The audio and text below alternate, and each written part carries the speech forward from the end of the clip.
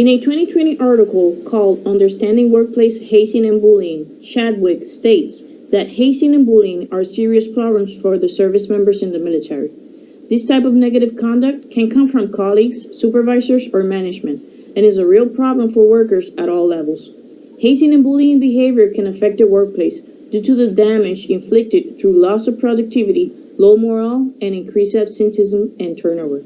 Hi, I'm Sergeant Rosario Beverly from the 49th HHC, and I'm here with Sergeant Galo Luis from the 475th Engineering Company. And today we're going to give you a little bit of a class regarding hazing and bullying in the military.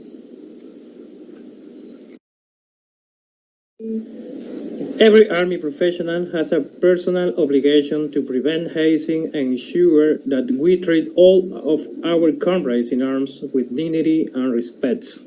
Hazing in any form has no place in our Army and will not be tolerated. This is not new. Hazing has been explicitly prohibited by AR 600-20 and the UCMJ for many years. During this brief class, we're going to be talking about hazing and bullying and why it matters. We're going to be talking about the Army policy, and we're going to be talking about what conceptualizes hazing and bullying with their definitions. Finally, we're going to be talking about the responsibilities from command and our individual responsibilities. There's a direct link between how soldiers are treated and how they perform their duties. Building bonds of trust and learning to work cohesively as a team is instrumental in forming units and organizations that will persevere and succeed in the most adverse circumstances and under the most trying conditions. Treating soldiers with dignity and respect is a readiness issue, and it maintains unit cohesion, trust, and teamwork. It's a leadership responsibility to ensure that all soldiers are treated with dignity and respect. There are certain events that focus our attention in preventing of hazing, bullying, domestic violence, and sexual assault. Violators of this policy may be subject to following UCMJ articles: attempts, conspiracy, failure to obey orders or regulations, cruelty and maltreatment, provoking speeches and gestures, maiming, assault, conducting unbecoming of an officer and a gentleman. General article. Hazing and bullying are prohibited in all cases, to include off-duty and unofficial celebrations or unit functions, on or off post. Developing a healthy and successful organization requires active inclusion efforts, respecting differences among members, treating others with dignity and respect, and holding all members to the same standard of professionalism. Continual monitoring through command climate assessment and promotion of bystander intervention to provide on-the-spot correction ensures service members maintain standards of professionalism. Service members are supposed to perform duties and accomplish their missions without imposing cruel, abusive, humiliating, oppressive, demeaning, or physically harmful behaviors upon fellow service members.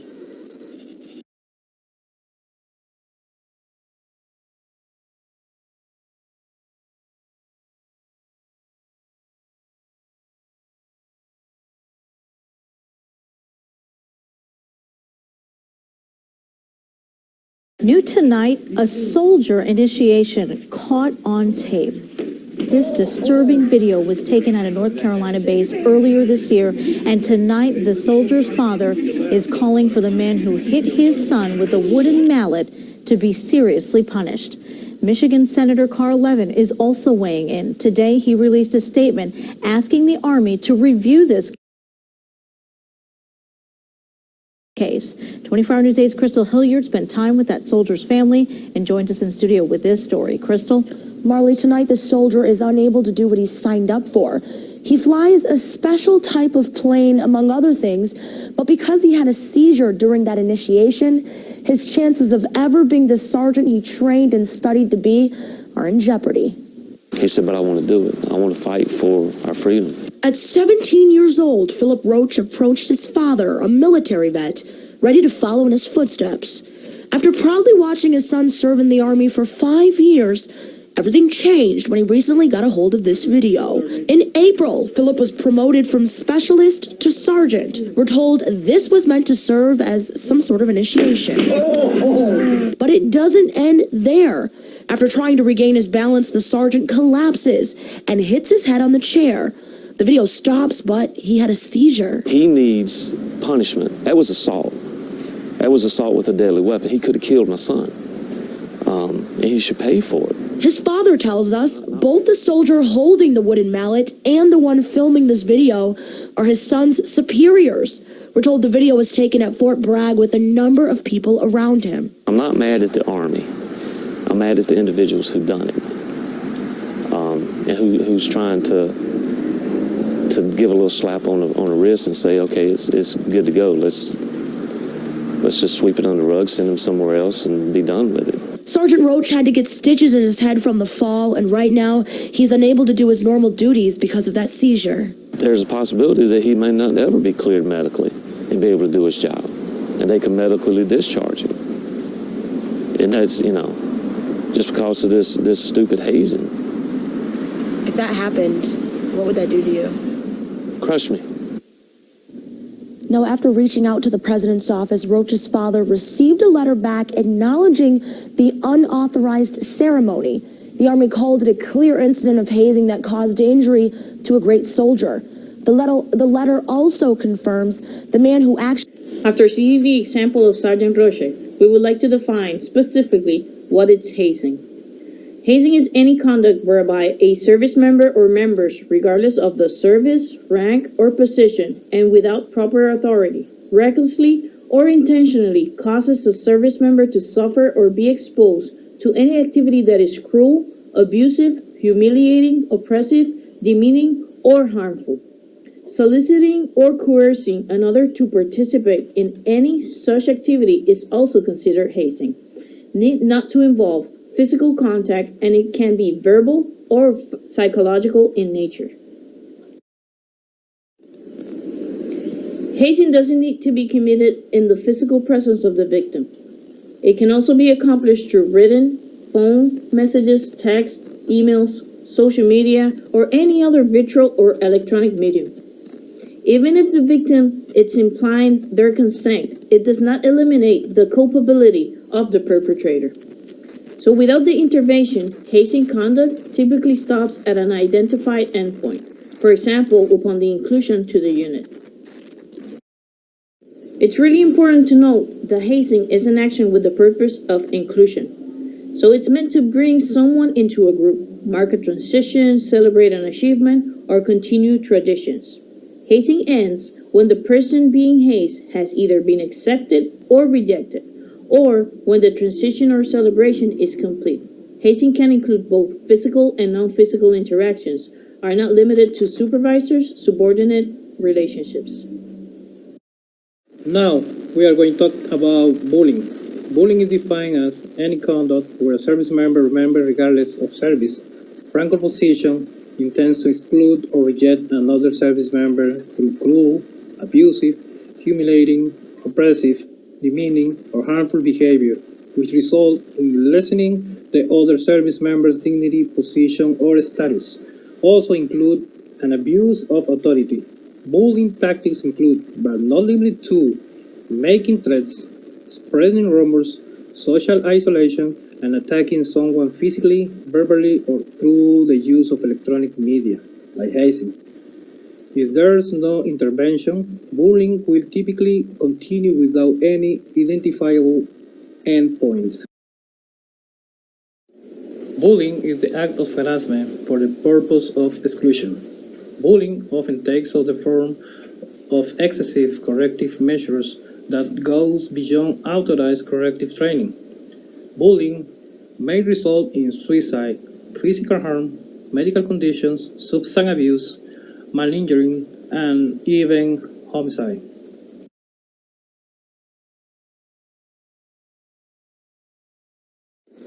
It's really important to understand the difference between bullying and corrective training.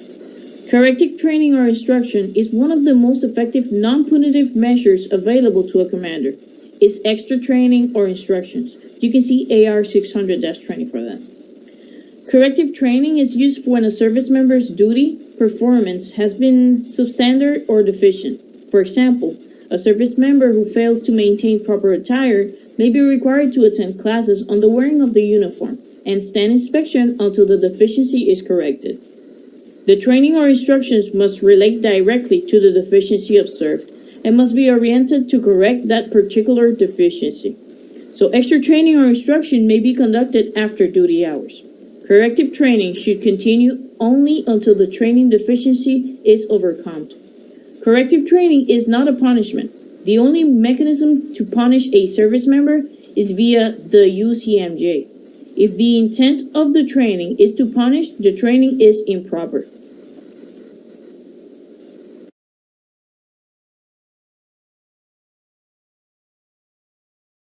Like we were mentioning before, these are some of the things that does not constitute hazing and bullying. For example, the duty requirements, the punishment under UCMJ, corrective training, PT or remedial PT, operational trainings, administrative and corrective measures.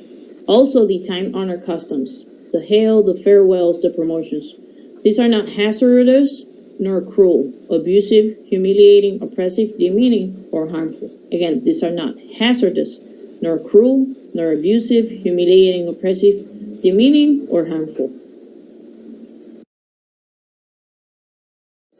According to AR 600-20, these are the commander's responsibility.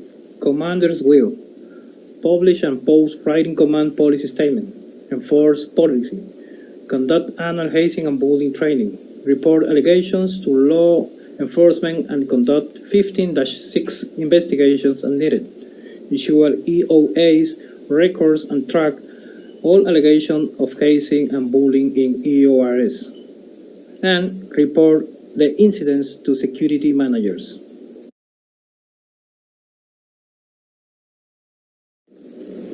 After learning about the command responsibilities, it's our time to learn about our individual responsibilities. And they're pretty straightforward. So one of the things that we need to do is treat all persons with dignity and respect. We have a guidance for that. It's AAWAR 600-20, the paragraph 4-19. The other thing that we need to do, and it's our individual responsibility, is to advise, report incidents of hazing and bullying to the commander, law enforcement, and inspector general.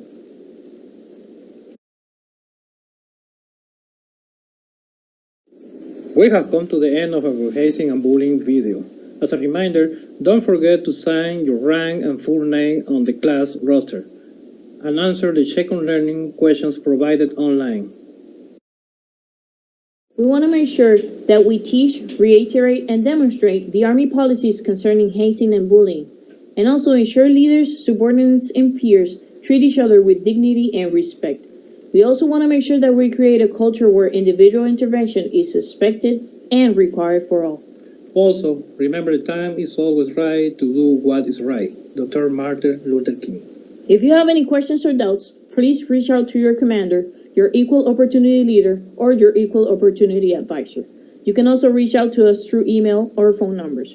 Our information is on the bulletin board regarding equal opportunity. Thank you so much for your time and have a great day.